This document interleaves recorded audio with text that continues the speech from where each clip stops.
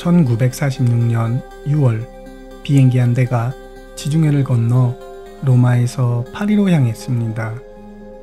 이 비행에는 특이한 점이 한 가지 있었습니다. 비행기가 20분간 비행하는 동안 승객 중 한 명이 조종사 역할을 맡았다는 것입니다. 그 승객은 어린 시절부터 시각과 청각장애를 동시에 앓았던 미국의 작가이자 교육자, 사회운동가 헬렌 켈러 박사였습니다. 앤 설리번 선생님과의 유명한 일화를 통해 우리는 헬렌 켈러를 모두 알고 있습니다. 시각과 청각장애를 앓고 있던 헬렌 켈러는 어떻게 비행기를 조종할 수 있었을까요?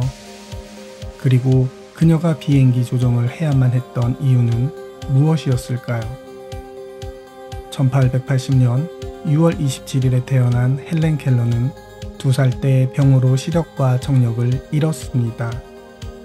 이후 헬렌의 말썽꾸러기 행동을 통제하기 위해 부모는 1887년 앤 설리번이라는 가정교사를 고용했습니다.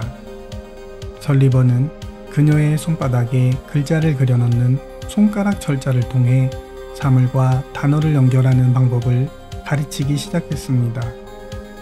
헬렌의 강한 반대로 사물과 단어를 연결하는 데 실패하자 설리번은 헬렌과 함께 가족주택에서 떨어진 개인 건물로 이동했습니다. 바로 그곳에서 유명한 물 풍경 인식이 이루어졌습니다. 이 이야기는 세상에서 가장 유명한 장애를 극복한 상징 중 하나입니다. 하지만 헬렌은 단순한 상징 그 이상이었습니다. 레드클리프 대학교를 졸업한 후 헬렌은 미국 시민자유연맹을 공동 설립하고 전 세계를 여행하며 여성, 노동자, 장애인의 권리를 옹호했습니다. 1946년에는 비행기 조종 경험도 있습니다. 같은 세대의 많은 여성들이 비행기를 거의 타지 않았거나 아예 타지 않았지만 헬렌이 비행기를 탄 것은 이번이 처음이 아니었습니다. 그녀의 첫 비행은 1919년 자신의 삶을 다룬 전기영화 딜리버런스 촬영장에서 이루어졌는데 이 영화에는 그녀가 실제로 출연했습니다. 헬렌은 16세 무렵 미국 전역에 24세 무렵에는 국제적으로 유명해졌지만 일부 대중은 시각장애인이나 청각장애인이 일반인과 소통하거나 대학을 졸업할 수 있을지 여전히 의문을 품었습니다. 헬렌은 이미 2가지 목표를 모두 달성했습니다. 이러한 회의론을 불식시키기 위해 딜리버런스의 제작진은 비장애인들이 하는 모든 행동들을 그녀가 행동으로 보여주는 장면을 원했다고 설명했습니다. 대중에게 그녀가 할 수 있다는 것을 보여주기 위해 그녀가 혼자 옷을 입는 장면, 그리고 호기심 많은 사람들에게 그녀가 눈을 감는다는 것을 보여주기 위해 잠을 자는 장면 등이 그 예입니다. 당시에는 아직 신기술이었던 비행기가 대세였기에 제작진은 헬렌의 비행 장면도 보여주기를 원했습니다.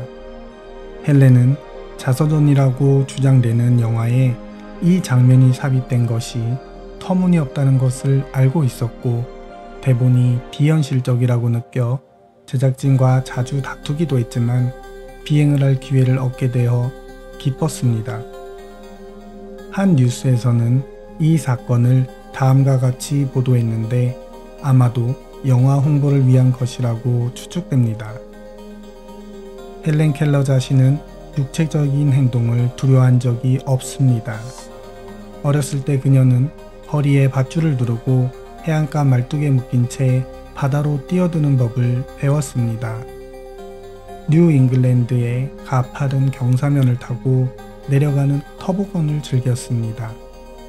그리고 시각장애인의 능력에 대한 대중의 관심을 불러일으키기 위해서라면 관심을 끌기 위해 할 수 있는 거의 모든 일이 정당화될 것이라는 것을 그녀는 알고 있었습니다. 헬렌은 30분 동안 공중에 떠 있었고 인생에서 그 어느 때보다 더 큰 신체적 자유를 느낀다고 말합니다. 비행 기술이 발전함에 따라 헬렌은 신체적 자유를 느낄 수 있는 더 많은 기회를 얻었습니다. 1931년 그녀는 뉴저지주 뉴워크에서 워싱턴 DC까지 322km에 달하는 장거리 비행에 탑승했습니다. 이 여정은 미국 대통령과의 만남으로 마무리되었습니다. 뉴욕타임스는 이 비행을 보도하며 헬렌이 비행기를 끝없는 하늘을 나는 거대하고 우아한 새에 비유했다고 보도했습니다. 우리는 헬렌 켈러가 직접 비행기를 조종했던 해인 1946년으로 돌아갑니다. 헬렌과 그녀의 동반자 폴리 톰슨은 헬렌의 연설을 다른 사람에게 통역하고 헬렌의 손에 기호를 눌러 말을 건넸습니다. 그들은 미국 해외 시각장애인 재단을 대표하여 유럽을 여행하고 있었습니다. 소형 비행기가 지중해를 횡단할 때 헬렌은 비행기의 조종을 맡았습니다. 나중에 그녀는 스코틀랜드 기자에게 비행기를 조종했던 것과 같은 방식, 즉 자신과 톰슨 사이의 손짓으로 이야기를 들려주었습니다. 톰슨은 헬렌에게 조종사의 지시를 수화로 전달했고 부조종사석에 앉은 헬렌은 조종을 맡았습니다.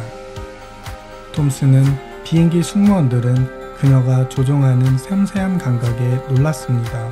라고 말했습니다. 흔들림이나 진동은 전혀 없었습니다. 그녀는 그저 그 자리에 앉아 차분하고 안정적으로 비행기를 조종했습니다. 조종사로서 헬렌은 그 어느 때보다 비행기의 섬세한 움직임을 더 잘 느꼈습니다.